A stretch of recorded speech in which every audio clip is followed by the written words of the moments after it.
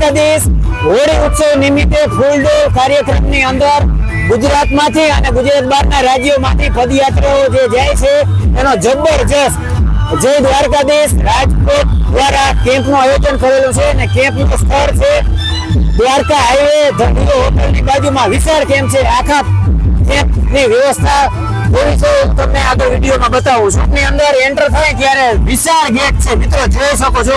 એટલો આધુનિક તમે ક્યારે ગેટ જોયો નહીં હોય. દ્વારકાધીશ નું મંદિર છે, એની આગળ દ્વારકાધીશ ભગવાન છે, મોર છે, સરસ મજાના હરણ છે, પક્ષીઓ છે, ગાય માતા છે, સરસ મજાના સ્ટેચ્યુ રાખેલા છે અને એનાથી વિશેષ આગળ છે આજ કેમ્પ ની અંદર જય દ્વારકાધીશ રાજકોટ ગ્રુપ ની અંદર સરસ મજાનું કૃષ્ણ ભગવાન નું મંદિર છે.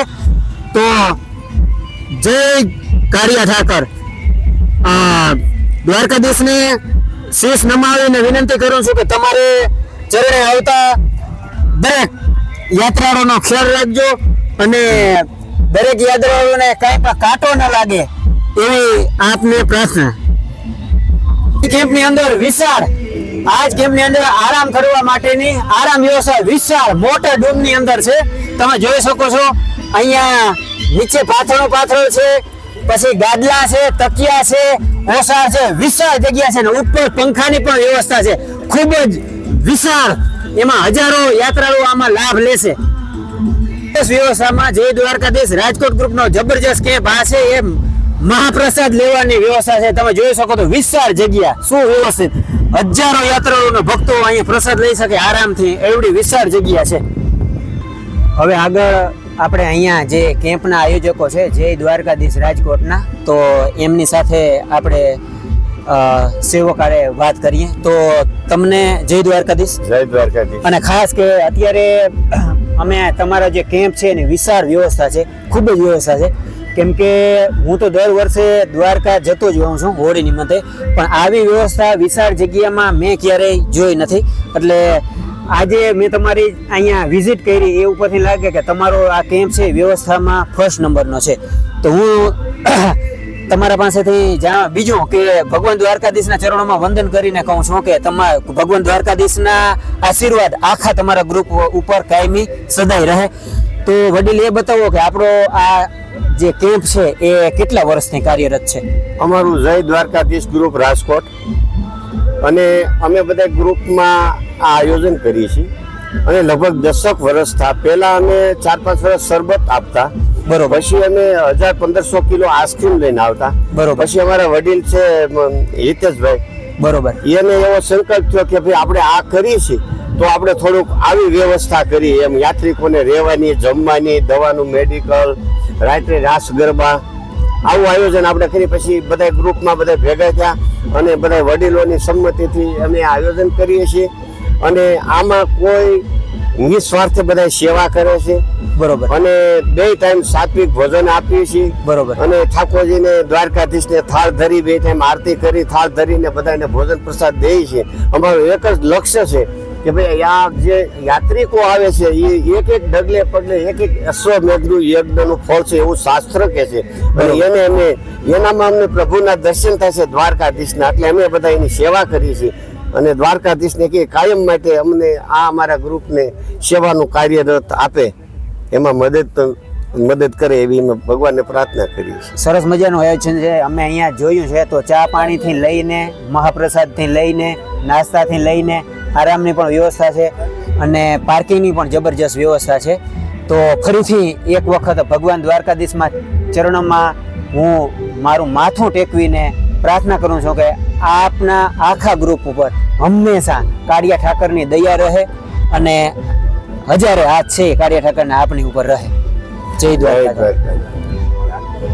જય દ્વારકાધીશ ગ્રુપ રાજકોટ. આ એનો છે રસોડા વિભાગ છે. તમે જોઈ શકો છો કે અહીંયા લગભગ મસાલાથી લઈ અને કાચું અનાજ, પછી શાકભાજી ડિપાર્ટમેન્ટ, હા, અને અહીંયા આપણે જે રસોડામાં જે કાંઈ આપણે ઇક્વિપમેન્ટની જરૂર પડે એ પણ અહીંયા છે. અને આ બાજુ તમે જોઈ શકો છો કે મોટા મોટા ટોપ છે, મોટા મોટી કડાઈઓ છે અને ચૂલા પણ છે. અને સામાન્ય રીતે એક અહીંની વ્યવસ્થા છે કે અહીંયા લગભગ લાકડા ઉપર રસોઈ થાય છે ને? લાકડા એટલે મિત્રો હું તમને ફરીથી રિપીટ કરું છું કે લાકડા ઉપર રસોઈ કરવી ખૂબ જ અઘરી છે ને લાકડાની રસોઈ ઉપર જે સ્વાદ આવે ને એવો સ્વાદ બીજી ગેસ વાળીમાં નથી આવતો. એટલી સુવ્યવસ્થિત અને ખરેખર લાકડાના બળતણથી જે રસોઈ મહાપ્રસાદ બને ને એ જ ખરેખર 100% સાત્વિક અને પ્યોર છે. અને આ જો એક જ મિનિટ ચાલુ નથી ને અત્યારે. હવે છે ને અહીંયા રસોઈ બની રહી છે. આપણે જે પ્રભુ પ્રસાદી મહાપ્રસાદની અંદર યાત્રાળુઓને જે પ્રસાદ આપવાનો છે ને એ તો આજે એક સ્વીટ મીઠાઈ છે એની આપણે ભાઈ વાત કરે છે. ફૂલ ડ્રાય ચોખ્ખા ઘીમાં અને ડ્રાય ફ્રૂટ 2 ટાઈમ મીઠાઈ આપી છે. આજે અત્યારે સાંજે 1500 માણસો 1500 તો યાત્રાઓનો વ્યવસ્થા કરેલી છે. છતાં કઈ વધઘટ થાય તો અમારે રસોઈયા તરત કાર્યરત છે. આ શાક છે સેવ ટમેટાનું, ઓલી બાજુ રીંગણા બટાકાનું શાક છે, અહીં રોટલી થાય છે, કઢી ખીચડી, છાશ પાપડ સલાડ બધું વ્યવસ્થિત, બિસ્લેરી પાણી. છતાં કોઈ યાત્રાળુને કાંઈ પણ તકલીફ ન પડે એનું અમારા બધા સ્વયંસેવકો કાયમ માટે એનું ધ્યાન રાખીએ છીએ. જમવાનો સમય છે 6:30 થી 10:30, 11. એ પછીના સમયની અંદર રાત્રે નાસ્તો થેપલા છે, બટેટા પૌવા છે, ચા છે, ગાંઠિયા છે, સવાર સુધી ચાલુ હોય છે. પછી સવારે પાછો નાસ્તો ચાલુ થાય છે. થેપલા એ જે અમારો મેન ખંડ છે એની અંદર થાય છે, બરાબર. એ સવારે નાસ્તો ચાલુ થાય છે. બપોરે 11 વાગે પાછું ભોજન છે. મહાપ્રસાદ એ 3 વાગ્યા સુધી, 2:30 થી 3 વાગ્યા સુધી. 1500-2000 કિલો આઈસ્ક્રીમ આજનો જે દિવસ છે એની અંદર સેલ કરેલ છે. હવે દર્શક મિત્રો ખાસ કે દરરોજ છે એ હજારોમાં અહીંયા મહાપ્રસાદનો લાભ લેશે. ટૂંકમાં જે કઈ વ્યવસ્થા છે A to Z, આમ કહીએ તો A to Z વ્યવસ્થા છે. દરરોજ હજારો માણસો અહીંયા લાભ લેશે અને આખો કેમ્પ જે કંઈ 5-7 દિવસનું જે કંઈ આયોજન છે એમાં લાખો માણસો છે એ અહીંયા પદયાત્રીઓ છે આ કેમ્પનો લાભ લેશે. અને ફરીથી અહીંયા જે આ કેમ્પનું આયોજન કરેલ છે એને ફરીથી હું ભગવાન દ્વારકાધીશના કાર્યના ચરણોમાં વંદન કરીને કહું છું કે હજારે હાથ છે આ આયોજકોના ઉપર રહે અને દરેક અને આવનારા સમયમાં વિશેષ આવી સેવાઓમાં છે ભગવાન વિશેષ સેવાઓનો નિમિત્ત બનાવે એવી ફરીથી પ્રાર્થના. અને અહીંયા આ વિડીયોને પૂરો કરીએ છીએ. જય દ્વારકાધીશ. ફંડ ફાળો લેવામાં આવતો નથી. જે કાંઈ કરે છે એ અમારા દ્વારકાધીશ ગ્રુપ કરે છે. કોઈ પણ જગ્યાએ દાન પેટી કાંઈ છે નહીં અમારા ગ્રુપની અંદર. જે કાંઈ કરે છે દ્વારકાધીશ રાજકોટ મારા ગ્રુપ કરે છે.